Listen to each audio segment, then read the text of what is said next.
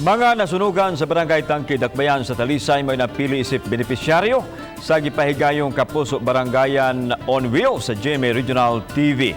Kaganina buntag. Ani ang report? Kaganihang sayo sa buntag ipahalipayan sa GMA Regional TV ang mga talisaynon sa Barangay Tangke. Among naila-ila si Grace Abanyo, 35 anyos, kansang mga butang nahurot o kaugdaw sa sunog ni atong miaging buwan. Hapit siya mawad-an og paglaom tungod sa kalisod sa epekto sa pandemya ug way ni usa sa iyang mga butang ang nasalbar. Iya na lang gihunahuna nga usa lang kini kahagit sa kinabuhi ug iya kining maantos pinaagi sa pagsalig sa kahitasan.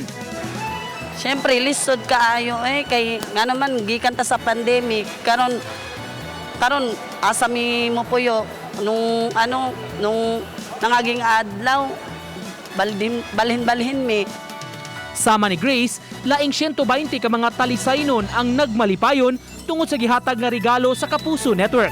Mga sustansyado nga utanon sama sa talong, kamatis, sibuyas, ahos, luya, kalabasa, alugbati, malunggay, carrots, patatas ug uban pa. Hygiene kits ug supplement sab gikan sa private sponsors. Ang bag giputos ug gipasukipan og mensahe sa paglaom gikan sa RTV Balitang Bisdak teams and anchors.